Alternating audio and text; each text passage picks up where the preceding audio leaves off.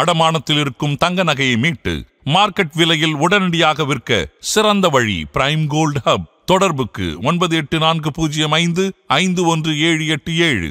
தங்கத்தை மட்டுமல்ல, உங்கள் தன்னம்பிக்கையையும் மீட்டுத் தருகிறோம்.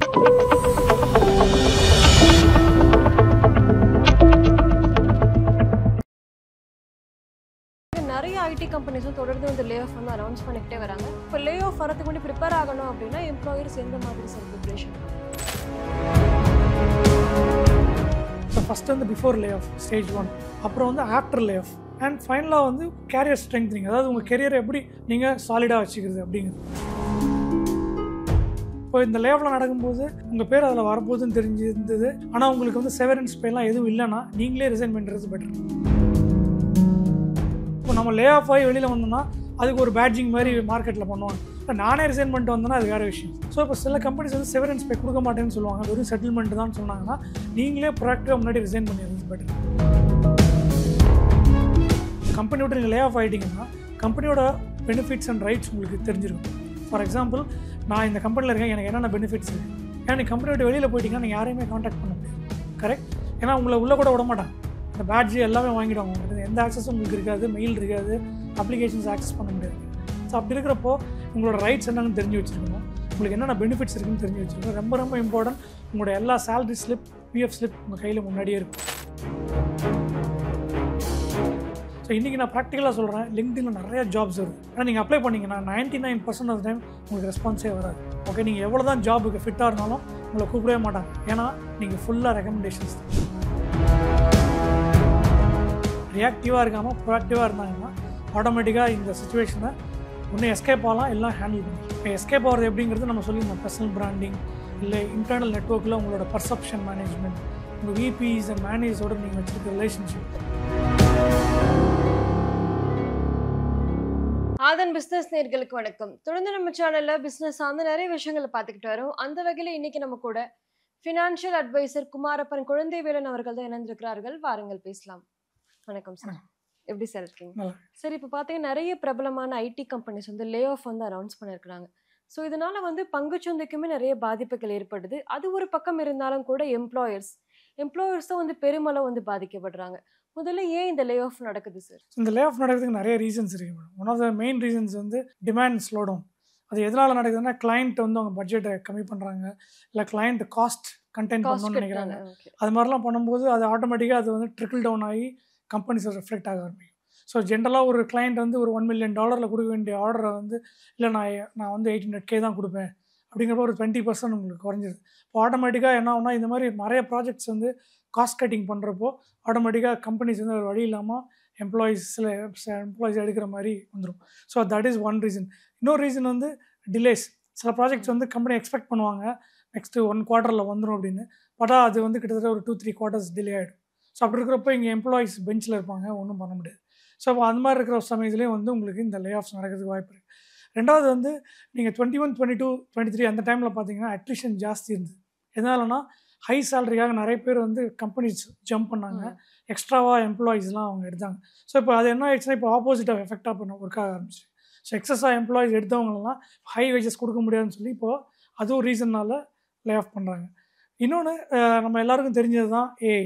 ஸோ ஏஐனால பேசிக் ஒர்க்கை வந்து நம்ம வந்து இன்றைக்கி ரீப்ளேஸ் பண்ணிடலாம். எப்படின்னா, இப்போது மைக்ரோசாஃப்ட் சிஇஓ வந்து அவர் அனௌன்ஸ் பண்ணியிருக்காரு, 30% கோடிங்கை வந்து அவங்க சாட் ஜிபிடியில் அவங்களோட ஏஐ மிஷின்லேயே வந்து பண்ணுறேன்னு சொல்லியிருக்காங்க, லோ லெவல் கோடிங். ஸோ நீங்கள் எதெல்லாம் இப்போ ரொம்ப சிம்பிளாக பண்ண போகிறோம், ஒரு அட்மினிஸ்ட்ரேட்டிவ் லெவல் டாஸ்க், இது எல்லாமே வந்து ஏஐ மூலமாக இன்றைக்கி நம்ம பண்ணிடுறோம். அதை ரொபோட்டிக் ப்ராசஸ் ஆட்டோமேஷன் கூட சொல்லுவாங்க, ஆர்பிஏன்னு சொல்லுவாங்க. ஸோ இப்போ இந்த மாதிரி சின்ன சின்ன வேலைகள்லாம் வந்து ஆட்டோமேட்டிக்காக இதில் போகிறதுனால அது ஒரு reason why the lay off is happening. Okay, and second பார்த்தீங்கன்னா, இந்த நீங்கள் ஸ்டாக் மார்க்கெட் பற்றி கேட்டிருந்தீங்க. ஜென்ரலாக இது மாதிரி லே ஆஃப் பண்ணுறப்போ ஷேர்ஸில் வந்து ரிஃப்ளெக்ட் ஆகும். ஓகே, பட் அது ஒரு டெம்பரரி பிளிப் தான். ஓகே, முன்னாடிலாம் பார்த்தீங்கன்னா ஒரு 5 yearsக்கு முன்னாடி வரைக்கும் இது மாதிரி ஒரு லே ஆஃப் வருஷத்தில் ஒரு தடவை நடக்கும்போது ஒரு 5-6% ஷேர் ப்ரைஸ் ஏறும், அப்புறம் அப்படியே சஸ்டெயின் ஆகி அப்படியே மெதுவாக போகும். ஓகே, பட் இப்போ பார்த்தீங்கன்னா நீங்கள் அடிக்கடி அனௌன்ஸ் பண்ணுறப்போ ஷேர் மார்க்கெட் வந்து ஒரு ப்ரைஸ்க்கு ஒரு தடவை தான் ரியாக்ட் பண்ணும், திருப்பி ரியாக்ட் பண்ணிகிட்டே இருக்குது. ஸோ அதனால் இப்போ ரீசனாக நடக்கிற எந்த லே ஆஃப்ஸ்க்கும் அந்தளவுக்கு ஷேரில் வந்து ரிஃப்ளெக்ஷன் கிடையாது. ஓகே, நீங்கள் இன்னொன்று வந்து இது மாதிரி நடக்கும்போது மற்ற இண்டஸ்ட்ரியில் இது அஃபெக்ட் ஆகுமான்னு கேட்டால் இது ஓரளவுக்கு இது பர்குலேட் ஆகும் மற்ற கம்பெனிஸ்லேயும். ஃபார் எக்ஸாம்பிள் இப்போ டிசிஎஸ் பண்ணுறாங்கன்னா இப்போ already Wipro might be already discussing this, or maybe HCL might be discussing. So ஒரு இண்டஸ்ட்ரி லெவல் ஹிட் வர்றதுக்கான வாய்ப்பு இருக்குது மேடம். பட் நான் இதான் இன்னொன்று நான் இங்கே வந்து உங்களுக்கு ஸ்லைடில் ஷேர் பண்ணியிருக்கேன். இப்போ ஹெச்ஆர்ஸ்லாம் என்ன சொல்கிறாங்கன்னா இன்றைக்கி இருக்கிற ரோல்ஸுக்கு என்ன மாதிரி டிமாண்ட் இருக்குது, ஐ மீன் இன்றைக்கி டிமாண்டில் இருக்கிற ரோல்ஸ் என்ன, அதுக்கு எம்ப்ளாயிஸ் ஃபிட் ஆகுறாங்களா அப்படிங்கிறத நான் இங்கே எக்ஸாம்பிள் ஸ்லைட்ஸில் கொடுத்துருக்கேன். ஸோ இப்போ அது மாதிரி நம்ம எம்ப்ளாயிஸ் பார்த்தாங்கன்னா ஆட்டோமேட்டிக்காக அந்த ரோல்ஸ்க்கு ஃபிட் ஆகிடும். ஓகே, இப்போ நீங்கள் சொல்கிற மாதிரி பார்த்தீங்கன்னா நிறைய ஐடி கம்பெனிஸும் தொடர்ந்து வந்து லே ஆஃப் வந்து அனௌன்ஸ் பண்ணிக்கிட்டே வராங்க. ஸோ இப்போ எம்ப்ளாயர்ஸ் மைண்ட் செட் பார்த்தீங்கன்னா ரொம்பவே கஷ்டமான ஒரு சுச்சுவேஷனில் தான் வந்து இருந்துக்கிட்டு வருது. ஸோ இப்போ லே ஆஃப் வரதுக்கு முன்னாடி ப்ரிப்பேர் ஆகணும் அப்படின்னா எம்ப்ளாயர்ஸ் எந்த மாதிரி சார் ப்ரிப்பரேஷன் பண்ணலாம்? ஸோ இப்போ லே ஆஃப் நம்ம இதை வந்து ஒரு இந்த டிஸ்கஷனுக்காக நம்ம 3 ஸ்டேஜாக பிரிச்சுக்கலாம் மேடம். ஸோ ஃபஸ்ட்டு வந்து பிஃபோர் லே ஆஃப் ஸ்டேஜ் 1, அப்புறம் வந்து ஆஃப்டர் லே ஆஃப், அண்ட் ஃபைனலாக வந்து கேரியர் ஸ்ட்ரெங்த்னிங், அதாவது உங்கள் கெரியரை எப்படி நீங்கள் சாலிடாக வச்சுக்கிறது அப்படிங்கிறது. ஓகே, பட் மெயினாக நம்ம வந்து பிஃபோர் லே ஆஃப் ஸ்டேஜ் 1 என்னங்கிறத பார்த்துடலாம். ஸோ ஸ்டேஜ் 1ல் வந்து இப்போ இன்றைக்கி இவ்வளோ பேர் லே ஆஃப் ஆனாலும் 90% பீப்புள் ஒர்க் பண்ணிட்டு தானே இருக்காங்க, கரெக்டாக? ஸோ ஒரு 10% அஃபெக்ட் ஆகிறான்னு நம்ம வச்சுக்குவோம். ஸோ இப்போ இந்த 90% பீப்புள் வந்து இன்றைக்கே ப்ரிப்பேர்டாக இருந்தாங்கன்னா அவங்க இதுலேருந்து கொஞ்சம் எஸ்கேப் ஆகிறதுக்கு வாய்ப்பு இருக்குது. இல்லைனா அட்லீஸ்ட் இந்த சுச்சுவேஷனை ப்ரிப்பேர் பண்ணுறதுக்கு அவங்க ரெடியாக இருப்பாங்க. ஸோ இந்த ஸ்டேஜ் 1ல் வந்து இதை நான் 2ஆக பிரிச்சிருக்கேன். ஒன்று வந்து டெக்னிக்கல் ப்ரிப்பேர்ட்னஸ், விச் மீன்ஸ் உங்கள் ஜாப் ரிலேட்டடாக நீங்கள் எப்படி ஸ்ட்ரெங்தனாக இருக்கும், ஸ்ட்ரெங்தன் வளர்த்துக்கிறது. கரெக்ட். ரெண்டாவது வந்து ஃபினான்ஷியலாக நீங்கள் என்ன பண்ணணும் அப்படின்னு. ஸோ டெக்னிக்கல் ப்ரிப்பேர்ட்னஸில் சொல்கிறதுக்கு முன்னாடி நான் ஒரு இம்பார்ட்டண்ட்டான பாயிண்ட் சொல்லிடுறேன். இப்போ இந்த லேவில் நடக்கும்போது உங்கள் பேர் அதில் வரப்போகுதுன்னு தெரிஞ்சிருந்தது, ஆனால் உங்களுக்கு வந்து செவரன்ஸ் பேலாம் எதுவும் இல்லைன்னா நீங்களே ரிசைன் பண்ணுறது பெட்டர். உங்களுக்கு I hope you got it right. ஏன்னா இப்போ நம்ம லே ஆஃப் ஆகி வெளியில் வந்தோம்னா அதுக்கு ஒரு பேட்ஜிங் மாதிரி மார்க்கெட்டில் பண்ணுவாங்க. நானே ரிசைன் பண்ணிட்டு வந்தேன்னா அது வேறு விஷயம். ஸோ இப்போ சில கம்பெனிஸ் வந்து செவரன்ஸ் பே கொடுக்க மாட்டேன்னு சொல்லுவாங்க, வெறும் செட்டில்மெண்ட் தான் சொன்னாங்கன்னா நீங்களே ப்ரொஆக்டிவாக முன்னாடி ரிசைன் பண்ணிடுறது பெட்டர். ஓகே, இதை பேஸ்டாக நான் செட் பண்ணிக்கலாம் நம்ம. ஸோ ஃபஸ்ட்டு வந்து நீங்கள் டெக்னிக்கல் ப்ரிப்பேர்ட்னஸில் ஸ்கில்ஸ் மேடம். ஸோ நீங்கள் எந்த அளவுக்கு அப்டேட்டடாக இருக்கீங்க, ஏன்னா ஒரு கம்பெனிலுமே லேட்டஸ்ட் சொல்யூஷன்ஸ் இருக்குது. ஸோ அந்த சொல்யூஷன்ஸில் நீங்கள் எந்த அளவுக்கு ஸ்கில்லாக இருக்கீங்க, அதை கஸ்டமர்கிட்ட எப்படி கொண்டு போகிறீங்கிறத பொறுத்து உங்களோட ஸ்கில்ஸை நீங்கள் அப்டேட்டாக வச்சுக்கணும். ஏன்னா ஸ்கில்ஸ்ன்னு சொல்கிறப்போ உங்கள் கம்பெனி ரிலேட்டடான skills plus market skills. So market வெளியில் லேட்டஸ்ட் ட்ரெண்ட்ஸ் இப்போ என்னென்ன இருக்குது அந்த ஸ்கில்ஸ் நம்ம வச்சுக்கணும். ரெண்டாவது வந்து பர்ஃபார்மன்ஸ். ஸோ இப்போ நீங்கள் இப்போ இருக்கீங்க, உங்களுக்கு கீழே ஒரு 100 பேர் வேலை செய்கிறாங்கன்னு வச்சுங்க, அதில் உங்களுக்கு தெரியும் 10 பேர் வந்து பர்ஃபார்மன்ஸ் நல்லா இல்லை. இது மாதிரி சுச்சுவேஷன் வரப்போ நீங்கள் யாரை லே ஆஃப் பண்ணுவீங்க? இந்த 10 பேர் தான் நீங்கள் லே ஆஃப் பண்ணுவீங்க, கரெக்டாக? உங்களோட டாப் 10 பர்ஃபார்மன்ஸ் ஒரு டாப் 30 பர்ஃபார்மன்ஸை நீங்கள் கை வைக்க மாட்டீங்க. ஏன்னா அதை வச்சிங்கன்னா உங்களோட பிஸ்னஸ் வந்து அஃபெக்ட் ஆகும். So this is 1 point. Second வந்து கிளைண்ட் ரிலேஷன்ஷிப். இப்போது நீங்கள் கஸ்டமர் ஃபேஸிங்காக இருக்கீங்க அப்படின்ற வச்சு போனோம்னா, இப்போ நான் தான் கஸ்டமர், நீங்கள் என்ன வந்து ஒரு பிஸ்னஸ்க்காக ஹேண்டில் பண்ணுறீங்க, பட் வி கேரி ரிலேஷன்ஷிப். அப்போ நான் உங்களை வந்து கம்பெனிலேருந்து தூக்கிட்டாங்கன்னா புதுசாக ஒருத்தர் வந்து எங்களோட ரிலேஷன்ஷிப் போகிறதுக்கு அட்லீஸ்ட் ஒரு 6 to 8 months ஆகும். இப்போ அது வரைக்கும் பிஸ்னஸ்லாம் அஃபெக்ட் ஆக வாய்ப்பு இருக்குல்ல. ஸோ இது மாதிரி கிளைண்ட் ஃபேஸிங் ரோல்ஸ் இருக்கிறவங்கள அவ்வளோ சீக்கிரத்தில் கை வைக்க முடியாது. ஏன்னா அவங்க கிளைண்ட் ரிலேஷன்ஷிப் அவங்க அன்லஸ் அண்ட் அன்டில் அவங்க வந்து கொஞ்சம் ரொம்ப போராக கிளைண்ட்டுக்கிட்ட பெர்ஃபார்ம் பண்ணியிருக்காங்க, கிளைண்ட்டே கம்ப்ளைண்ட் பண்ணுறாங்க அப்படின்னா மட்டும்தான். அண்ட் தேர்ட் பாயிண்ட் வந்து விசிபிலிட்டி. ஸோ கம்பெனிக்குள்ளே உங்களை பற்றின பெர்செப்ஷன். நீங்கள் வந்து நீங்கள் நினச்சிட்டு இருப்பீங்க நான் நல்லா ஒர்க் பண்ணுறேன் அப்படின்னு, பட் கம்பெனி உங்களை பற்றி என்ன ஃபீல் பண்ணுது அதுதான் இங்கே ரொம்ப ரொம்ப இம்பார்ட்டன்ட். நான் ப்ராக்டிக்கலாக என்னோட ஐடி எக்ஸ்பீரியன்ஸில் நான் சொல்கிறேன், கிளைண்ட்டுக்கிட்ட நல்ல பேர் இருக்கும், ஆனால் ஆஃபீஸ்க்குள்ளே பார்த்தீங்கன்னா அந்தளவு ஒரு பேர் ரிவ்யூஸ் முக்கியம். ஸோ இப்போ சில பேர் எப்படி பண்ணுவாங்கன்னா கம்பெனிக்குள்ள நல்ல பேர் இருக்கும், கிளைண்ட்டுக்கிட்ட ரொம்ப கேவலமாக இருக்கும், but they manage the show internally. So இந்த பர்செப்ஷன் மேனேஜ்மெண்ட் ரொம்ப ரொம்ப இம்பார்ட்டன்ட் ஐடிக்குள்ள. ஸோ இது இருந்ததுன்னா ஆட்டோமேட்டிக்காக வந்து உங்களுக்கு வர்றதுக்கு முன்னாடி உங்களுக்கு தெரிஞ்சிடும். And personal branding. நீங்கள் வந்து you should create a personal branding. அது எப்படின்னா இப்போது ஒரு டீச்சர்ஸ் எடுத்துட்டிங்கன்னா டீச்சர்ஸோட அட்வான்ஸ் சொல்யூஷன்ஸ் இருக்கும், இன்ஃபோசிஸ்னா அவங்களோட சொல்யூஷன்ஸ் இருக்கும். ஸோ அந்த மாதிரி ஒரு நிஷ் சொல்யூஷன்ஸாக ஒரு அட்வான்ஸ் சொல்யூஷன்ஸை நீங்கள் கற்றுக்கிட்டு கம்பெனிக்குள்ளே நீங்கள் ஸ்பேர் ஹெட்டாக இருக்கணும். இப்போ 50 பேருக்கான எல்லாத்தையும் கற்றுக்க மாட்டாங்க, டெய்லி செய்கிற வேலை தான் செய்வாங்க. பட் நீங்கள் அந்த கம்பெனியோட நியூ சொல்யூஷன்ஸை கற்றுக்கிட்டு கிளைண்ட்டுக்கிட்டையோ இல்லை ஒரு கம்பெனி கான்ஃபரன்ஸ்லையோ இல்லை லிங்க்டின் மாதிரி ஒரு பப்ளிக் ஃபார்மில் போய் நீங்கள் கம்பெனி அந்த சொல்யூஷன் பற்றி பேசுனீங்கன்னா ஆட்டோமேட்டிக்காக உங்களுக்கு அந்த பிராண்டிங் க்ரியேட் ஆகும். ஸோ அந்த சொல்யூஷன் டெவலப் பண்ண டீம் உங்களை பாராட்டுவாங்க, உங்களோட விபி மேனேஜர்ஸ் எல்லாமே உங்களுக்கு ஒரு விசிபிலிட்டி கிடைக்கும். ஸோ இது வந்து பிராண்டிங் ரொம்ப ரொம்ப இன்றைக்கி இம்பார்ட்டன்ட். ஒரு 10 இயர்ஸ்க்கு முன்னாடி லிங்க்டின்ல கம்பெனி சொல்யூஷன் பற்றி போடணும்னா மார்க்கெட்டிங்கில் பர்மிஷன் வாங்க, அப்படி ஒரு காலம்லாம் இருந்தது 10 இயர்ஸ்க்கு முன்னாடி. இப்போல்லாம் நீங்கள் ஃப்ரீயாக இப்போ லிங்க்டின்ல உங்கள் சொல்யூஷனை பற்றி எழுதலாம், நிறைய வியூஸ் வந்ததுன்னா ஆட்டோமேட்டிக்காக அது உங்களுக்கு ஒரு மைலேஜ் மாதிரி கிரியேட் பண்ணும். இன்னொரு பாயிண்ட் அதில் கடைசியாக என்ன ஆட் பண்ணணும்னு நினைக்கிறேன்னா, நீங்கள் இப்போ கான்ஃபரன்ஸ் தான் நடக்குதுன்னு வச்சுக்கோங்க, கம்பெனிக்குள்ள ஐடி கம்பெனிஸ் நிறைய கான்ஃபரன்ஸ் நடக்கும், வெளியிலலாம் கூட்டிலாம் போகும். அப்போது நீங்கள் போய் you should be a speaker. So நீங்கள் எல்லாத்துலேயும் முன்னாடி இருக்கும். ஸோ அப்போ நீங்கள் ஸ்பீக் பண்ணும்போது இந்த மாதிரி சொல்யூஷன் நான் பண்ணேன், கிளைண்ட்டுக்கு இது ரொம்ப யூஸ்ஃபுல்லாக இருந்தது, இதை எனக்கு விபி தான் ஹெல்ப் பண்ணார் அப்படின்னு சொல்கிறப்போ என்ன ஆயிடுது, ஒரே பாயிண்டில் உங்களுக்கான பிராண்டிங்கும் கிரியேட் பண்ணிடுறீங்க, விபியோட குட் புக்லேயும் நீங்கள் போயிடுறீங்க, சொல்யூஷனையும் நீங்கள் மார்க்கெட்டிங் பண்ணிடுறீங்க. ஸோ அப்போ என்ன பார்க்குறேன், இந்த பையன் வந்து நல்லா ஸ்மார்ட்டாக இருக்கான், ஸோ இவனை நம்ம யூஸ் பண்ணிக்கலாம்னு அந்த விபி மைண்டில் வச்சு பாருங்க. நாளைக்கு அவருக்கு ஒரு டாஸ்க் வரும்போது இந்த எக்ஸிக்யூட்டிவ்ஸ்லாம் எப்படி ஒர்க் பண்ணுவாங்கன்னு நான் சொல்கிறேன் மேடம். அவங்களுக்குலாம் வந்து இப்போ திடீர் இம்பார்ட்டண்ட்டாக ஒரு டாஸ்க் பண்ணணும், 2 days பண்ணணும்னா டக்குன்னு மைண்டில் யார் வருவாங்கன்னு பார்ப்போம். ஸோ அந்த பையன் அன்றைக்கி நம்மளை கான்ஃபரன்ஸில் பேசினால நம்ம ஹெல்ப் பண்ணணும்னு அவன்கிட்ட கொடுப்போம் அப்படி. ஸோ இது மாதிரி 2-3 டாஸ்க் அவருக்கு பண்ணிங்கன்னா அவரோட குட் லிஸ்ட்டில் நீங்கள் போயிடுவீங்க. நாளைக்கு இது மாதிரி ப்ராப்ளம் வரும்போது அவரே உங்களை கூப்பிட்டு சொல்லுவார், உன் பேர் வருதுவா, உஷாராக இருந்துக்கோ, நான் வேறு டிபார்ட்மெண்ட்டில் சொல்கிறேன், அங்கே போயிடுன்னு சொல்லி இதெல்லாம் வரதுக்கு மட்டும் நீங்கள் எஸ்கேப் ஆகி போயிடுவீங்க. So these are all the things நம்ம டெக்னிக்கலாக பார்க்குறது. ஓகே, அண்ட் இதுலேயும் நான் வந்து டாப் ஸ்கில்ஸ் நான் இங்கே போட்டிருக்கேன். ஸோ என்னென்ன 5 டாப் ஸ்கில்ஸ் வந்து டிமாண்டில் இருக்குங்கிறத நான் ஸ்லைட்ஸில் காமிச்சிருக்கேன். ஸோ நம்ம டெக்னிக்கல் ப்ரிப்பேர்னஸ் பார்த்தோம். இன்னொரு நீங்கள் கேட்டிருந்தீங்க ஃபினான்ஷியலாக என்ன பண்ணணும். ஸோ இப்போ ஃபினான்ஷியலாக வந்து ஃபஸ்ட்டு பாயிண்ட் வந்து எமர்ஜென்சி ஃபண்ட். ஸோ நமக்கு வந்து ஒரு மந்த்லி 30,000 எக்ஸ்பென்ஸ் ஆகுதுன்னு வச்சுப்போம். ஸோ அட்லீஸ்ட் 6 months to 1 yearக்கான எக்ஸ்பென்ஸை நம்ம கண்டிப்பாக ஏர்மார்க் பண்ணி நம்ம எங்கேயாவது நம்ம கை வைக்காத ஒரு இடத்துல நம்ம வச்சிடணும். ஸோ அப்போ தான் வந்து இந்த மாதிரி ஒரு டைமில் நமக்கு எமர்ஜென்சிக்கு அது ரொம்ப யூஸ்ஃபுல், அது ரொம்ப இம்பார்ட்டன்ட். செகண்ட் வந்து இந்த எமர்ஜென்சி ஃபண்ட் நீங்கள் 6 to 12 months வச்சதுக்கப்புறம் நீங்கள் எஸ்ஐபி இது மாதிரி ஏதாவது மந்த்லி பே பண்ணுறீங்கன்னா அதை கண்டிப்பாக நீங்கள் ஸ்டாப் பண்ணணும்.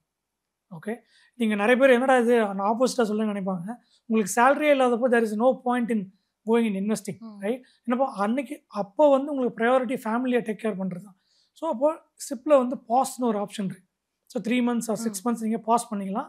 உங்களுக்கு வேலை கிடச்சி எல்லாம் செட்டில் ஆனதுக்கப்புறம் திருப்பி சிப்பை நீங்கள் ரெஸ்யூம் பண்ணிக்கலாம். இது ஒரு பாயிண்ட். டெட் மேனேஜ்மெண்ட், நீங்கள் நியூவாக எதுவும் லோன் எடுக்கக்கூடாது. எக்ஸிஸ்டிங் லோனை வந்து நீங்கள் பேங்க் கூட பேசிவிட்டு மொரட்டோரியம்னு ஒன்று கோவிட் அப்பெல்லாம் கொடுத்தாங்க. மொரட்டோரியம் என்னன்னா உங்கள் லோனை வந்து அவங்க ரீஸ்ட்ரக்சர் பண்ணுவாங்க. இப்போ 10 year லோன் எடுத்துருக்கீங்கன்னா அதை 20 year எக்ஸ்டெண்ட் பண்ணிட்டாங்கன்னா உங்கள் இஎம்ஐ குறைஞ்சிருமா. ஸோ அப்போ உங்களுக்கு எக்ஸ்ட்ரா கேஷ் உங்கள் கையில் இருக்கும் வேலை கிடைக்கிற வரைக்கும். உங்களுக்கு வேலை கிடைச்சதுக்கப்புறம் திருப்பி அதை 10 year நீங்கள் குறைச்சிக்கலாம். ஸோ இது loan management. Third important point வந்து you should have health insurance. ஏன்னா இந்த மாதிரி டைமில் ஒரு ஹெல்த் இஷ்யூஸ் வருது, ஃபேமிலிக்கு ஹெல்த் எக்ஸ்பென்ஸ் வருதுன்னா அப்போ போய் நீங்கள் எமர்ஜென்சி ஃபண்ட்லேருந்து எடுத்துகிட்டு இருக்க முடியாதுல்ல. கேஷ்லெஸ் மாதிரி இருந்ததுன்னா ஆட்டோமேட்டிக்காக உங்களுக்கு அந்த எமர்ஜென்சி சுச்சுவேஷனை நீங்கள் ஹேண்டில் பண்ணுறீங்க. சிமிலர்லி லைஃப் இன்சூரன்ஸும் நீங்கள் எடுத்துருக்கணும். அண்ட் ஆல்டர்னேட்டிவ் இன்கம், இது எல்லாருக்கும் அப்ளிகபிள் ஆகாது. பட் இன்றைக்கி எல்லாருமே ஆல்டர்னேட்டிவ் இன்கம் பண்ண ஆரம்பிச்சாங்க, எஸ்பெஷலி விமன். நீங்கள் இன்ஸ்டாகிராம் எல்லாத்துலேயும் பாருங்கள், விமன்லாம் ஒர்க்கிங் விமனே வந்து 2-3 இன்கம் ஜென்ரேட் பண்ணுறாங்க. Only men are only depending upon one single income, women are doing multiple income. So alternative இன்கம்க்கு என்ன இருக்குன்னு நீங்களே உங்களை அனலைஸ் பண்ணி அது நீங்கள் ஸ்டார்ட் பண்ணலாம். லாஸ்ட் திங் வந்து உங்களோட things should be in order. So நான் வந்து I go deeper into everything, right? So ஏன் நான் சொல்கிறேன்னா, இப்போ நீங்கள் லே ஆஃப் ஆகி வீட்டில் இருக்கீங்க, உங்கள் பைக் ரிப்பேர் ஆகிடுச்சுன்னு வச்சுக்கோங்க, அதுக்கு 20,000 செலவு பண்ணணும். நீங்கள் அப்போ போய் செலவு பண்ணிருக்க முடியுமா? இல்லை உங்கள் கார் ரிப்பேர் ஆகிடுது, 50,000 செலவாகுதுன்னு வச்சுக்கோங்க. ஸோ உங்களோட திங்ஸ், லேப்டாப்ஸ் ஒரு கார் ஒரு பைக் ஒரு AC what ever it is, that should be in top notch condition. நல்லா மெயின்டைன் பண்ணி நீங்கள் வச்சுக்கணும். ஏன்னா இதெல்லாம் நான் ப்ராக்டிக்கலாக நான் என்னோட கிளைண்ட்ஸ்க்கு நான் பார்த்துருக்கேன். இப்போ போயிட்டு நீங்கள் திடீர்னு உங்களுக்கு இன்டர்நெட் போயிடுச்சு, இல்லை லேப்டாப் காங்க் ஆஃப் ஆகிடுச்சுன்னா நீங்கள் எப்படி நீங்கள் வெளியில் வேலை சர்ச் பண்ணுவீங்க? ஸோ உங்களோடக்கான திங்ஸை நீங்கள் வந்து இன் ஆர்டரில் வச்சுட்டிங்கன்னா இந்த மாதிரி எமர்ஜென்சி சுச்சுவேஷனில் ஃபினான்ஷியலாக நீங்கள் ப்ரிப்பேர்ட் ஆகும். ஓகே, இப்போ வந்து பிஃபோர் லே ஆஃப் வந்து என்னன்றது பார்த்துட்டு ஆஃப்டர் லே ஆஃப் வந்து பண்ணிட்டாங்க அப்படின்னா அப்போ என்ன சார் ஃபேஸ் பண்ணுறது? இது மாதிரி விஷயங்கள்லாம் கவனிக்க வேண்டியது இருக்குது. ஸோ இப்போ வந்து சிச்சுவேஷன் ஹேண்ட்லிங் தான் மேடம். ஓகே, ஒருத்தர் லே ஆஃப் ஆகிட்டாருன்னா இதுக்கு முன்னாடி அவர் என்ன பண்ணியிருக்காரு, பிளான் பண்ணியிருக்க மாட்டார், what ever it is, right? So இப்போ சிச்சுவேஷனை ஹேண்டில் பண்ணணும். ஃபஸ்ட்டு வந்து ஒரு ஃபேமிலியோட உட்காந்து டிஸ்கஸ் பண்ணணும். ஏன்னா இப்போ இதில் ரொம்ப இம்பார்ட்டன்ட் ஃபேமிலியோட சப்போர்ட் தான். இப்போ ஹஸ்பண்டுக்கு இது மாதிரி ஆயிடுச்சுன்னா ஒய்ஃப் சப்போர்ட் பண்ணணும், ஒய்ஃப்க்கு இது ஆயிடுச்சுன்னா ஹஸ்பண்ட் சப்போர்ட் பண்ணணும். ஸோ இப்போ 2 பேரும் சப்போர்ட்டில் இருந்தால் தான், ஏன்னா ஆல்ரெடி நான் ஒரு ஹிட் வாங்கி நான் வந்திருக்கேன். ஸோ இப்போ ஃபேமிலி சப்போர்ட் பண்ணால் என்னால் தைரியமாக போய் வெளியில் கான்ஃபிடென்ட்டாக நல்ல வேலை தேட முடியும். ஸோ ஃபேமிலியோட அதை அனலைஸ் பண்ணிவிட்டு இது எப்படி ஹேண்டில் பண்ணுறதுங்கிறத டிஸ்கஸ் பண்ணணும். தட் இஸ் ரொம்ப இம்பார்ட்டன்ட். தென் உங்களோட ரைட்ஸ் என்னங்கிறது உங்களுக்கு தெரிஞ்சிருக்கும். இப்போ கம்பெனி விட்டு நீங்கள் லே ஆஃப் ஆகிட்டிங்கன்னா கம்பெனியோட பெனிஃபிட்ஸ் அண்ட் ரைட்ஸ் உங்களுக்கு தெரிஞ்சிருக்கும். ஃபார் எக்ஸாம்பிள், நான் இந்த கம்பெனியில் இருக்கேன், எனக்கு என்னென்ன பெனிஃபிட்ஸ் இருக்குது. ஏன்னா நீங்கள் கம்பெனி விட்டு வெளியில் போயிட்டீங்கன்னா நீங்கள் யாரையுமே காண்டாக்ட் பண்ண முடியாது, கரெக்ட்? ஏன்னா உங்களை உள்ளே கூட விட மாட்டாங்க. இந்த பேட்ஜ் எல்லாமே வாங்கிடுவாங்க உங்கள்கிட்ட. எந்த ஆக்சஸும் உங்களுக்கு இருக்காது, மெயில் இருக்காது, அப்ளிகேஷன்ஸ் ஆக்சஸ் பண்ண முடியாது நீங்கள். ஸோ அப்படி இருக்கிறப்போ உங்களோட ரைட்ஸ் என்னன்னு தெரிஞ்சு வச்சுருக்கணும், உங்களுக்கு என்னென்ன பெனிஃபிட்ஸ் இருக்குன்னு தெரிஞ்சு வச்சுருக்கணும். ரொம்ப இம்பார்ட்டன்ட். உங்களோட எல்லா சேலரி ஸ்லிப், பிஎஃப் ஸ்லிப் உங்கள் கையில் முன்னாடியே இருக்கும். ஸோ நான் எப்படி பண்ணுவேன்னா, எவ்ரி மந்த் சேலரி வந்தோடனே ஸ்லிப்ஸ்லாம் நான் டவுன்லோட் பண்ணி வச்சுருக்கேன். ஸோ அதேமாதிரி பிஎஃப்லாம் வந்து எவ்ரி 3 months ஒரு எவ்ரி 6 months ஒரு தடவை பிஎஃப் ஸ்டேட்மெண்ட்லாம் நீங்கள் எடுத்து கையில் வச்சுக்கணும். ஏன்னா நீங்கள் வெளில வந்தீங்கன்னா பிஎஃப்லாம் ஆக்சஸ் பண்ணுறது ரொம்ப கஷ்டம். ஓகே, இப்போ யூனிவர்சல் அக்கௌண்ட் நம்பர்னு ஒன்று வந்துச்சு. ஸோ அது வழியாக நீங்கள் பிஎஃப் டேட்டாலாம் நீங்கள் பார்த்துக்கலாம். இருந்தாலும் உங்களுக்கு எவ்வளோ பிஎஃப் மூலம் செட்டில்மெண்ட் வரப்போகிறது உங்களுக்கு தெரியணும்ல. ஓகே, ஸோ இது ஒரு பாயிண்ட். தேர்ட் பாயிண்ட் வந்து டேக்ஸ் டிடக்ட் பண்ணி தான் உங்களுக்கு கையில் செட்டில்மெண்ட் கொடுப்பாங்க. அதில் முக்கால்வாசி HRR tax department will make mistakes. So இப்போ அதை கண்டுபிடிக்கிறதுக்கு உங்களுக்கு தெரிஞ்சிருக்கும். அதில் நிறைய நடந்திருக்கு. ஸோ இப்போ நான் ரிசைன்மெண்ட் வரும்போது என்னோடய டேக்ஸ் டிபார்ட்மெண்ட் 4 மிஸ்டேக் பண்ணேன். அதை நான் கண்டுபிடிச்சி ஐ காட் ஆல் திஸ். இது எல்லாருக்குமே நடக்கும். ஆனால் நிறைய பேர் பார்க்காம செட்டில்மெண்ட்லாம் கரெக்டுன்னு போய்டும். ஸோ அது நம்ம பார்த்துக்கணும். ஃபைனலாக வந்து ஃபேமிலி கமிட்மெண்ட்ஸ் நம்ம ஆல்ரெடி சொன்னது தான். அண்ட் உங்கள் கம்பெனிலேருந்து வரும்போது ரிலீவிங் லெட்டர்ஸ், என்டார்ஸ்மெண்ட்ஸ்லாம் நீங்கள் வாங்கிக்கணும். ஃபார் எக்ஸாம்பிள் உங்களோட மேனேஜர்ஸ்டையோ இல்லை விபி கிட்டேயோ உங்களுக்கான என்டார்ஸ்மெண்ட் ரெக்கமெண்டேஷன்ஸ் மாதிரி நீங்கள் வாங்கி வச்சுக்கிறது ரொம்ப ரொம்ப நல்லது. ஏன்னா நீங்கள் ஒன்ஸ் வெளில வந்ததுக்கப்புறம் அந்த என்டார்ஸ்மெண்ட்லாம் நீங்கள் வாங்க முடியாது. ஸோ இருக்கும்போதே ப்ராஜெக்ட்ஸ்லாம் முடியும் போது அப்பப்போ என்டார்ஸ்மெண்ட்ஸ்லாம் வாங்கி வச்சுக்கணும். ஐதர் மெயில் மூலமாகவோ இல்லை லிங்க்டின் ரெக்கமெண்டேஷன்ஸ் மூலமாகவோ இல்லை அவார்ட்ஸ் மாதிரி ஏதாவதுனா இது மாதிரி ஏதாவது நீங்கள் வாங்கி வச்சிட்டிங்கன்னா ஆட்டோமேட்டிக்காக உங்களுக்கு வந்து வெளியில் போனீங்கன்னா இதெல்லாம் பண்ணியிருக்கேன்னு நீங்கள் காட்டலாம். இப்போ நெக்ஸ்ட் வந்து கரியர் வைஸாக இன்னும் அவங்க என்ன சார் பில்ட் பண்ண வேண்டியது வந்து இருக்குது? இதில் நம்ம ஃபினான்ஷியல் மேனேஜ்மெண்ட் நம்ம இதில் பார்த்துட்டோம். அதில் ஒன் ஆஃப் த திங்ஸ் வந்து நீங்கள் கேட்ட கொஷின் போகிறதுக்கு முன்னாடி எசென்ஷியல்ஸ் நம்ம ப்ரையாரிட்டைஸ் பண்ணிக்கணும். ஃபேமிலிக்கு என்ன தேவைன்னு பட்ஜெட்டிங் நம்ம பண்ணிக்கணும். ரெண்டாவது discretionary spending, reduce discretionary spending, தேவையில்லாத செலவில் நம்ம குறைச்சிக்கணும். Now I am coming to the question நீங்கள் கேட்டது. ஸோ ஃபஸ்ட்டு நம்மளோட நெட்வொர்க்கை ஆக்டிவேட் பண்ணணும். இது ஸ்லீப்பர் செல் மாதிரி தான் அது.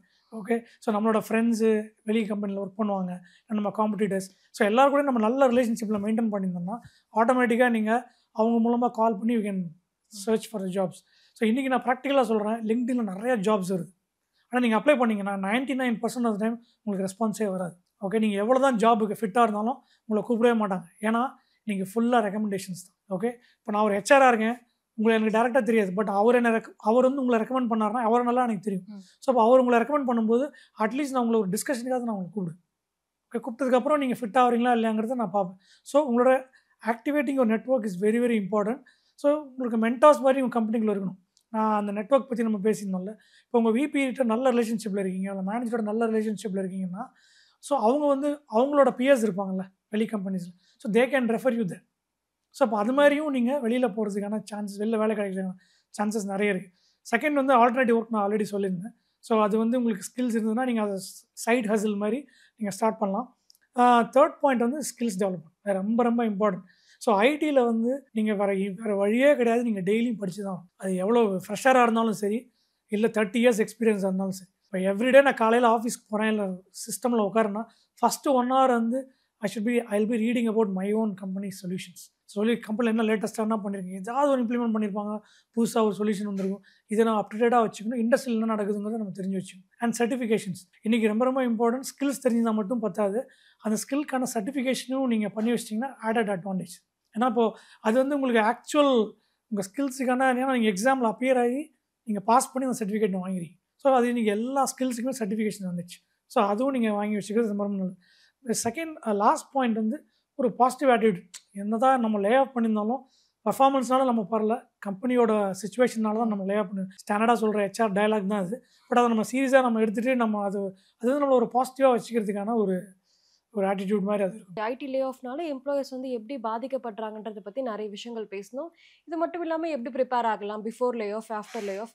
இப்போ கன்க்ளூஷனாக அவங்களுக்கு ஒரு டிப்ஸ் கொடுப்பீங்கன்னா எந்த மாதிரி டிப்ஸ் சார் கொடுப்பீங்க? ஸோ ரொம்ப simple madam, they have to be proactive.